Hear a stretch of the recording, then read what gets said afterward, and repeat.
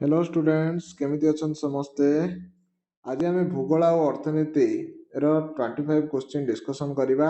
बहुत बढ़िया बढ़िया क्वेश्चन देछि पिला माने ए जाक तमरो एग्जाम रे डायरेक्ट आसीबार संभावना रहुछि आउ नहले भी क्वेश्चन बुले कि मध्य तुमको पचारिबो आ तार आंसर तमे करि परिबो जदि ए वीडियो आरंभ शेष तमे देखिबो। भारतर अरण्य भूमिर आयतन वृद्धि पाई केउ पदक्षेप ग्रहण करा जायछि माने अरण्य को बढ़ेबा पाई अरण्य माटी को बा अरण्य भूमि को बा अरण्यर एरिया को केउ पदक्षेप निया जायछि जलछाया निर्माण नगरीकरण शिल्पायन ना नदी उपत्यका योजना। आंसर कोन हबो जलछाया निर्माण हला। बोरियल उद्भिद भारतर केउ अंचल देखा जाए हिमालय गंगेय समतल अमरकंटक मालभूमि ना शिवालिक। आंसर कोन हबो बोरियल उद्भिद देखा जाए हमर हिमालय रे।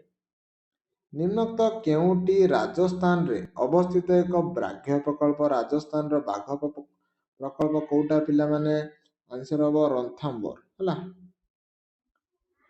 निम्नोक्त केउटी भारतर प्रथम बहुमुखी नदीबंध योजना भारतर प्रथम बहुमुखी नदीबंध योजना बहुमुखी माने से नदीबंधर विभिन्न प्रकार काम करा जाए हला विद्युत बाहर करिबा हो पर्यटन हो मत्स्य चाष हो हला जोड़ा कि आमे पढ़िथिले मध्य हीराकुद नदी बंध योजना उपरे किंतु प्रथम जतबेले पचारिबो सी हबो भाक्रा नंगल कोन हबो भाक्रा नंगल।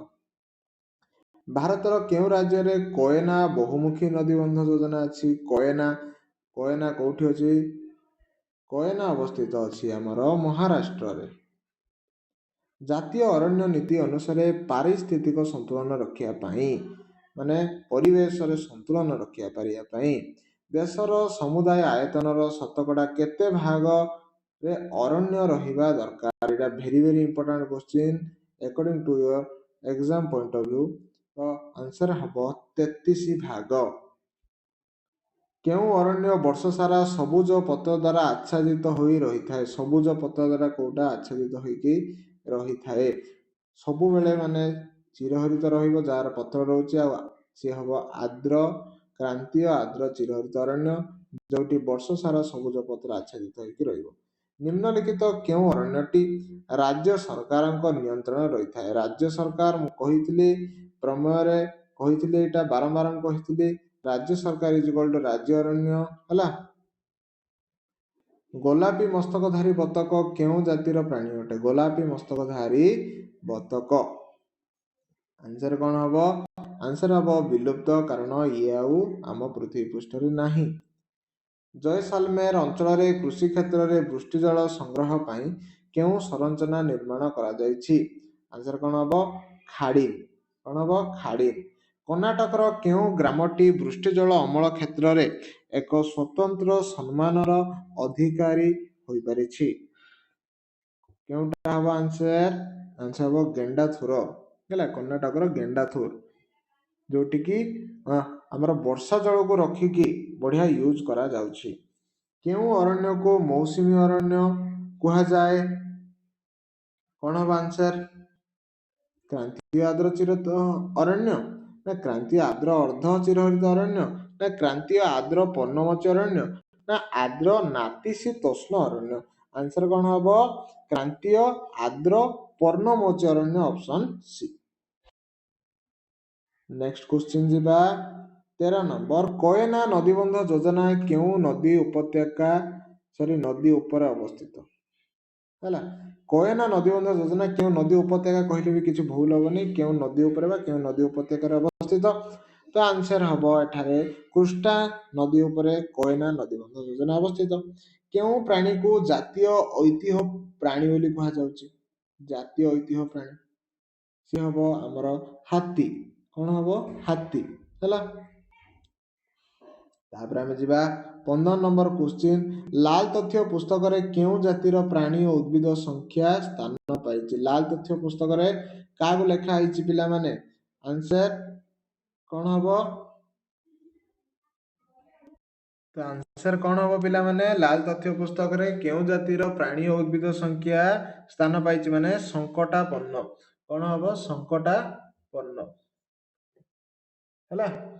ଯିବା ଆମେ ନେକ୍ସଟ क्वेश्चन କେଉଁଠାରେ ପୃଥିବୀର ସର୍ବାଧିକ ବୃଷ୍ଟିପାତ ହେଉଛି ମାନେ ଅଧିକ ପୃଥିବୀଟା ଆଗରୁ ଅଧିକ ବୃଷ୍ଟିପାତ ସେଇ ଜାଗାରେ ହେଉଛି ଆନ୍ସର ହେଉଛି ମାଇସିନ ଡ୍ୟାମ କ'ଣ ମାଇସିନ ଡ୍ୟାମ ମୂଷାଘାତ ଖନନ କେଉଁଠାରେ ଦେଖିବାକୁ ମିଳେ ଚେରାପୁଞ୍ଜି ଅଞ୍ଚଳ ବରେହି ପାଣି ଜୟସାଲମେର ନୁନାମାଟି ଆନ୍ସର କ'ଣ ହବ ଚେରାପୁଞ୍ଜି ଅଞ୍ଚଳରେ ପଞ୍ଚମାଡ଼ି ଜୈବମଣ୍ଡଳଟି କେଉଁ ରାଜ୍ୟରେ ଅବସ୍ଥିତ ଆସାମ ସିକିମ ମେଘାଳୟ ମଧ୍ୟପ୍ରଦେଶ ଆନ୍ସର କ'ଣ ହବ ପଞ୍ଚମାଡ଼ି ମଧ୍ୟପ୍ରଦେଶ ପଞ୍ଚମାଡ଼ି ଜୈବମଣ୍ଡଳ ମଧ୍ୟପ୍ରଦେଶରେ ଦେଖାଯାଏ କେଉଁ ରାଜ୍ୟରେ ସର୍ବନିମ୍ନ ଅରଣ୍ୟ ଦେଖାଯାଏ ଆନ୍ଧ୍ରପ୍ରଦେଶ ହରିୟାଣା ପଞ୍ଜାବ ରାଜସ୍ଥାନ ଆନ୍ସର କ'ଣ ପିଲାମାନେ ହରିୟାଣାରେ ସବୁଠୁ କମ୍ ଅରଣ୍ୟ ଦେଖାଯାଏ ଧଳା ବାଘ କେଉଁ ଅଞ୍ଚଳରେ ଦେଖାଯାଆନ୍ତି ଛୋଟନାଗପୁର ଗିର ରେୱା ଦାର୍ଜିଲିଂ ଆନ୍ସର କ'ଣ ହବ ରେୱା ଧଳା ବାଘ ରେୱା ଅଞ୍ଚଳରେ ଦେଖାଯାଆନ୍ତି କେଉଁଠାରେ ବିଶ୍ୱ ବାଣିଜ୍ୟ ସଂଗଠନର ମୁଖ୍ୟ କାର୍ଯ୍ୟାଳୟ ଅଛି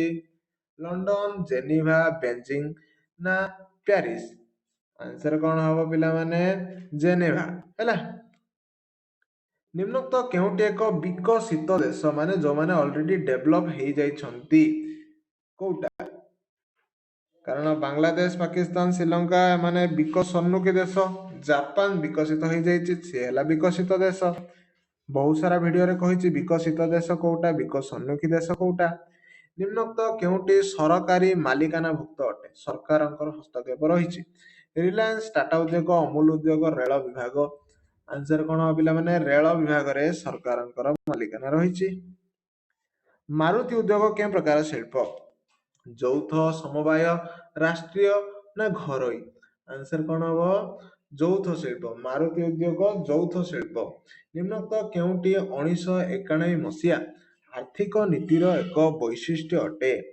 ଆନ୍ସର କ'ଣ ହବ ଉଦାରୀକରଣ ଘରୋଇକରଣ ଜଗତୀକରଣ ନା ଉପରୋକ୍ତ ସମସ୍ତ ଆନ୍ସର ହବ ପିଲାମାନେ ଉପରୋକ୍ତ ସମସ୍ତ 1991 ମସିହାରେ ଯୋଉ ଆର୍ଥିକ ନୀତି ଅଣାଯାଇଥିଲା ଦେଶକୁ ସୁଧାର କରିବା ପାଇଁ ଦେଶର ଅର୍ଥନୀତିକୁ ସୁଧାର କରିବା ପାଇଁ ଏଇ ତିନୋଟି ଯାକ ସେଥିର ବୈଶିଷ୍ଟ୍ୟ ଥିଲା ମାନେ ତିନିଟା ଯାକ ଉପରେ ଧ୍ୟାନ ଦିଆଯାଇଥିଲା ଇଏ ଥିଲା ତମର 25ଟା କ୍ୱେଶ୍ଚିନ୍ ଭୂଗୋଳ ଆଉ ଅର୍ଥନୀତିର ଯଦି ପିଲାମାନେ ଭିଡିଓକୁ ଲାଇକ୍ କରୁଛ ତ ଲାଇକ୍ ଟିକେ କର କାରଣ ଯୋଉମାନେ ଲାଇକ୍ କରୁଛନ୍ତି ସେ ଲାଇକ୍ ବଟନଟା ସେମାନଙ୍କ ପାଇଁ ହିଁ ଦିଆଯାଇଛି ଯେ ତମେ ଜଣାଅ ଯେ ଆମେ ଲାଇକ୍ କରୁଛୁ ସାଙ୍ଗମାନଙ୍କ ସହିତ ସେୟାର କର ଆଉ ଯାହା ବି ତମକୁ ଭିଡିଓ ଦରକାର ମତେ କମେଣ୍ଟ କର ଯାହା ଫଳରେ ତମକୁ ଭିଡିଓ ମିଳିଯିବ